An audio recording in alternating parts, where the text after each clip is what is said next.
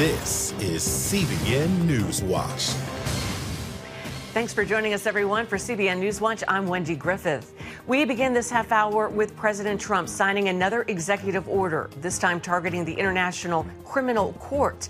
As Chris Mitchell reports from Jerusalem, Israel is reportedly preparing for the next phase of the hostage deal, while it's expected 3 more hostages will be released on Saturday. President Trump's order imposes sanctions on the International Criminal Court over what the White House calls illegitimate and baseless actions targeting America and our close ally Israel, including issuing arrest warrants for the arrest of Prime Minister Benjamin Netanyahu and former Defense Minister Yoav Gallant over their conduct of the war in Gaza. Trump accuses the ICC of abusing its power and setting a dangerous precedent by trying to arrest top leaders doing their job. The ICC is calling on its member states to stand up against Trump's sanctions. In Washington, Netanyahu met with more congressional leaders. Axios is reporting while Netanyahu was at the White House, he reportedly laid out his ideas for phase 2 of the hostage deal in Gaza. They include top Hamas leaders going into exile and Israel ending the war. Netanyahu's spokesman says he didn't present a plan for a second stage of the deal. On Saturday, Hamas is set to free 3 more Israeli men held hostage in Gaza. The Trump administration is also taking more actions against Israel's enemies. One of new Attorney General Pam Bondi's first moves is launching a task force to punish the Hamas terrorists who attacked Israel on October 7th. Ynet News reports the Justice Department says it will seek to extradite the planners and perpetrators of that brutal assault, which killed 1,200 people in Israel, including 47 Americans. The task force will also go after Hamas supporters and funders in the U.S. And the Treasury Department is targeting an oil network, which it says generates hundreds of millions of dollars for Iran's military. After meeting with congressional leaders and administration officials, Netanyahu said Thursday they asked him a simple question. A country that is as small as New Jersey, from where do we get your strength? I said, our strength comes from our people and from our heroic soldiers, and from our faith and the understanding that we are fighting for thousands of years of Jewish history and for our right to a state of our own in the Middle East, in our historic homeland. This is the truth, and it will take us very far. And following up, Chris Mitchell joins us now from Jerusalem. Chris, hi, it's great to see you.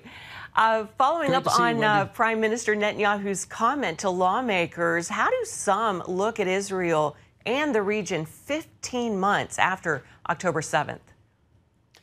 Well, you know, Wendy, October 7th was the darkest day for Israel since the Holocaust, surrounded by enemies. They were fired on from the north and the south. It took days after October 7th, just to get many of these Hamas terrorists inside Israel, either dead or captured. Then they had rockets from Hezbollah for months and months. Now Hezbollah's leadership is basically gone. Hamas's leadership from October 7th is gone. Iran, the major looming threat over Israel, is in danger of losing its nuclear program. Israel has hit it twice. And the Assad regime is gone. Israel's controlling parts of Mount Hermon. So some say it's been a huge turnaround, and really Israel is becoming the major power in the region. And some say the only explanation, as Benjamin Netanyahu said, is the bravery of its soldiers and its people. But not only that, but many people praying for Israel, the peace of Jerusalem, and the Lord taking care of his people. Chris, what's the one major question Israelis have about the remaining hostages? Well, the biggest question, Wendy, is Shiri, Ariel, and Kafir. This is the Bibas family. And you may have seen that video of Shiri holding her 2 sons on October 7th, just terrorized. And everybody here in Israel wants to know their fate. Last week, their father was released. He's actually asking, where is my family? And really, nobody knows. They had been held separate for these last 15, 16 months. The question is, are they alive? Hamas hasn't said officially.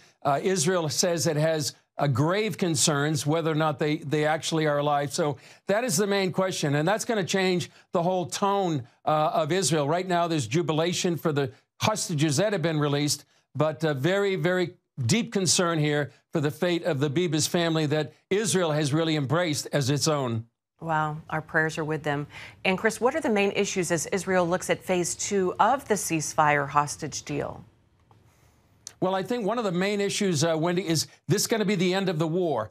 Certainly Hamas is hoping that phase 2, which does negotiate possibly the withdrawal of all IDF forces and the end of the war, and that's one big issue. The other, what about the rest of the hostages? Will they be released? And then also, how does President Trump's game-changing proposal this past week, how does that change the dynamics? Netanyahu did say at the White House that their war goals have not changed. There are three of them: defeat Hamas, don't let it govern Gaza after the war, and free all the hostages. But how is Hamas going to be dislodged? How all these hostages going to be released? And how do you balance this thing that Hamas wants to stay in power and Israel won't let it stay in power? So these are the main issues as we face phase 2. And Chris, what do you have coming up for today's Jerusalem Dateline? And I am very curious what you think about President Trump's proposal to help build back Gaza.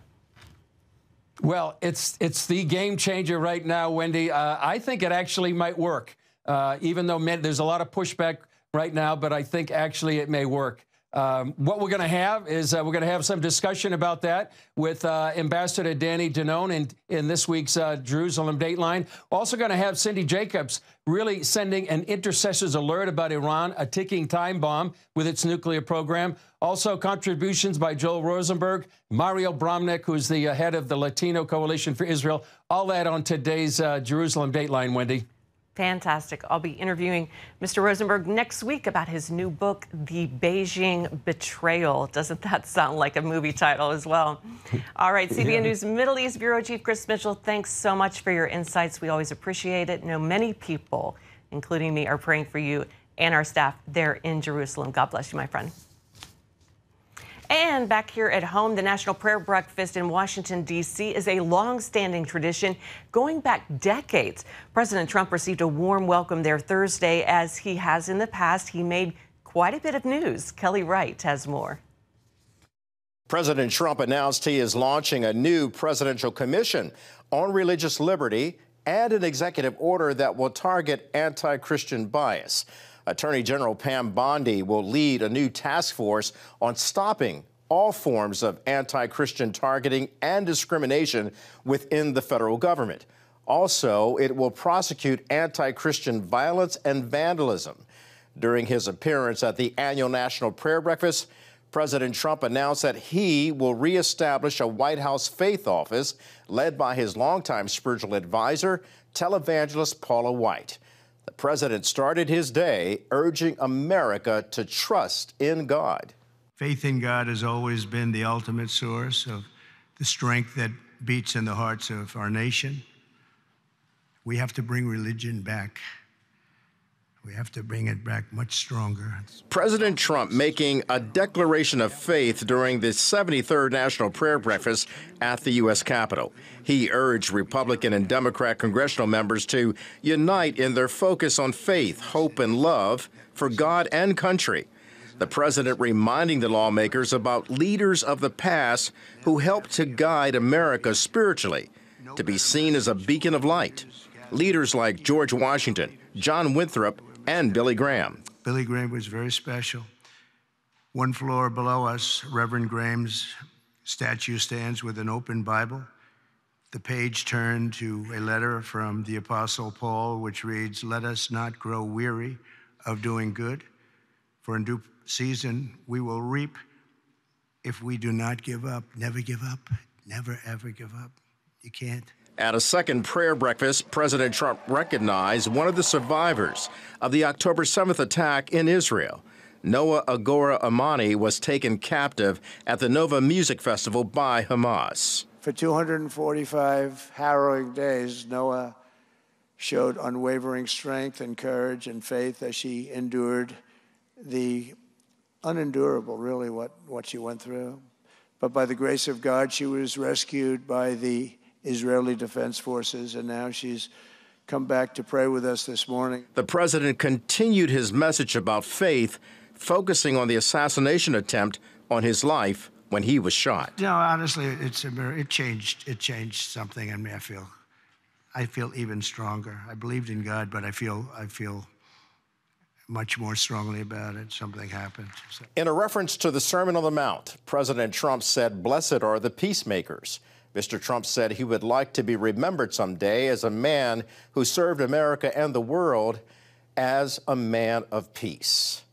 In Washington, Kelly Wright, CBN News. Thanks, Kelly. Well, today marks 1 month since the deadly LA County wildfires broke out. Now that they're finally contained, residents and business owners face a recovery that could take years. CBN's Operation Blessing is still on the ground there, helping to provide physical and spiritual resources. The LA wildfires that broke out last month claimed at least 29 lives and destroyed some 16,000 homes and buildings. Many people escaped with just the clothes on their backs. When the Palisades fire broke out, I had to evacuate so suddenly I didn't get to take much. Operation Blessing team members accompanied the screenwriter to see the remains of her home, which burned to the ground when the fire swept through Pacific Palisades without much warning. I felt so lost. Everything was cremated and incinerated. There was nothing you could recover. And I remembered that if you're lost, the only way you'll find yourself is in the service of others. I don't know what God has in store for me. My favorite verse is Mark 11:24. I hope that that's true, but I have to believe that he's going to put me in a better place than when I was. Hot meals are also being provided for the volunteers helping in the relief effort. And I have been sent out here with our disaster relief team to team together with Bel Air Church out here in Los Angeles, California, so that we can help to provide for people who have lost everything in these wildfires. And this past Sunday, Operation Blessing and Superbook joined forces at 2 LA churches to bless children affected by the fires. Who would like to pray today? Reminding them that God is always with them. The children loved again these activities and they were very grateful, but we are more grateful to have this opportunity to share with them the love of Jesus and the courage that they can have in any circumstance. Amen. Coming up, see why resettlements are temporarily halted for millions of refugees in need. Stay with us. You're watching CBN NewsWatch.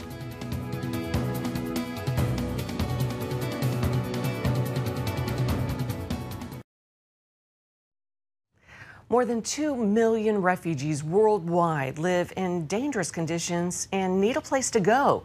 While the United States has a history of providing help, resettlements have been temporarily stopped. It's a move that worries organizations that assist those trying to escape war, natural disasters, or religious persecution. Charlene Aaron has more. This country's first refugee legislation came in 1948, helping almost 500,000 Europeans flee communist regimes. Since 1975, the U.S. has admitted almost 4 million refugees. Now, Homeland Security has 90 days to determine whether the program should restart, something resettlement advocates say creates challenges, especially for persecuted Christians. In his first day in office, President Trump suspended refugee admissions with an executive order that stated the country lacks the ability to absorb large numbers of migrants, and in particular refugees. Matt Sorens, a vice president with World Relief, says this action had a negative impact on families awaiting resettlement. Because our staff have had to call family members who are already here in the United States who've been resettled in recent months or years or decades, and who had loved ones who perhaps had been waiting in a refugee camp 10, 15, 20 years, who finally had been approved for resettlement, and we had a travel date, and we've had to call and let the stateside folks know that, at least for the immediate future, that travel has been canceled. And it's a devastating conversation to have. While the executive order calls for a 90-day review, agencies like World Relief that rely on government funds worry about budget cuts following the president's new deportation order and immigration policies. we still believe we have an obligation to those whom we have already invited to fly to the United States. Our government arranged those flights. We made a commitment to them that we provide some very basic support. They've got basic food and other basic necessities so that we can help them then to find a job, to be economically self-sufficient. Open Doors USA serves persecuted Christians around the globe, and CEO Ryan Brown applauds America's long-standing policies of welcoming refugees. Things is the U.S. has historically just been that beacon, if you will, that symbol of hope, that of a place where the weary and huddled masses are able to receive that sanctuary. According to his organization, current reports indicate around 380 million Christians worldwide are persecuted because of their faith. That would include places like Sudan, Iran, Iraq, and Myanmar, where following Jesus can lead to imprisonment, violence, or worse. Brown says if the U.S. dramatically reduces or ends its resettlement program, those fleeing religious persecution are likely to be affected. The majority of the Christians that we work with, they recognize that they have an opportunity in the midst of their persecution. For those that are denied opportunity, it is, for some of them, it is the net effect is a death sentence because they have literally no other opportunities, with the persecution that they are facing. For the U.S. to close its borders from those that needing and seeking that sanctuary because of their faith in Christ, it's a discouraging message. Charlene Aaron, CBN News. Welcome back to CBN NewsWatch. We all know the big game is this weekend, and a new study shows that a majority of sports fans support athletes using their platforms to share their faith.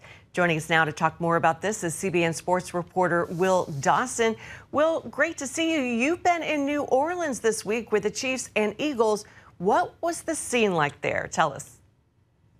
We have, Wendy. The scene is absolutely crazy. As you can imagine, this is the biggest sporting event in the United States. There's nothing bigger than the Super Bowl and all of the festivities that lead up to Super Bowl week. We were there with the Chiefs and the Eagles, and I think you'd be surprised at the number of players on both sides that are willing to express their faith. Let's talk about that. I just mentioned the survey conducted by Pinkston. What did it find exactly? Well, I think it's very positive. The Faith in Sports survey showed that the majority of Americans, they look at the athlete's character, and that influences their perception. It chooses or it determines who they're cheering for. And I think that's right, because what we see is in athletics, we have players that are they're guys that we can follow and cheer for in terms of their character being good character. And then there are guys that on the other side of that. And so I think the overwhelming majority of Americans are saying, let's follow the people that we think are positive role models. I think the other thing that survey shows, 74%, is that they're willing to follow athletes that are giving or showing and expressing opinions on their social media and social platforms. The nonprofit causes, that is kind of a gateway for sharing their faith. That's the next thing, sharing their faith. So how many people, how many fans are into athletes sharing their faith? And that's what we do at CBN Sports. We give them that platform. A huge majority, 56% of those approve. Only 33% are neutral. And here's the biggest number, 11%, only 11% oppose an athlete actively proclaiming their faith. That's great news. That really is. And the study also revealed some concerning opinions about sports gambling. What are your thoughts on that? Yeah, sports gambling is here to stay. It's legal in 38 states and Washington, D.C. So it also generates $100 billion a year, Wendy. That's a huge number. And that means almost $2 billion a year in tax revenue. So it's not going anywhere. The question is, are fans into that? And here's what the survey showed. 17% very positive, 25% somewhat positive, 35% neutral.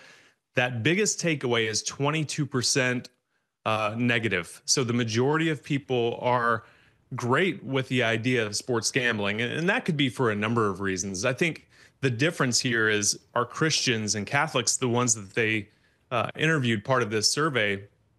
It's very similar to the numbers that we just saw there. So, like I said, sports gambling is now so intertwined and ingrained in the sports culture. It's not going away anytime soon just because of the sheer revenue that it's bringing in.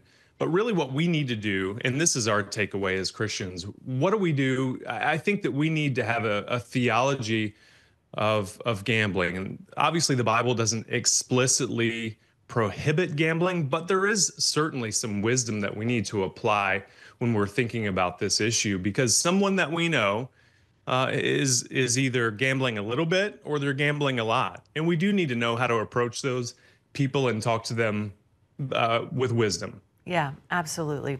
And real quick, your prediction for the outcome of the big game. Well, if Patrick Mahomes has his way, the Kansas City Chiefs will win their third straight Super Bowl. No other team in the NFL has done that. It's hard to bet against them. The Eagles probably are the better team, but I couldn't go against Patrick Mahomes and the Kansas City Chiefs. I'm with you. I'm wearing red. All right. Thank you so much. Will, for more faith and sports content, check out CBN Sports on YouTube and make sure to subscribe while you're there and follow them on Instagram at CBN Sports _. Will, thank you so much. God bless. Thanks, Wendy. Enjoy the game. Amen. All righty. Coming up, we take a look at how Super Bowl game balls are made. Stay with us. You're watching CBN NewsWatch. Well, as soon as this year's Super Bowl matchup was set, it was all hands on deck at the Wilson Sporting Goods Football Factory. The company in rural Ohio makes the game balls used by every NFL team. And they're preparing to send over 100 footballs to both teams competing on Super Bowl Sunday. A factory plant manager says it's a 20-step process from start to finish. And I bet, man, that must be pretty cool to do that. Alrighty, well, that's it for this edition of CBN NewsWatch. Remember, you can find more of our stories and programs on the CBN News Channel anytime or online with CBNnews.com. We hope you'll join us next time. Have a great day. And from all of us here, God bless you.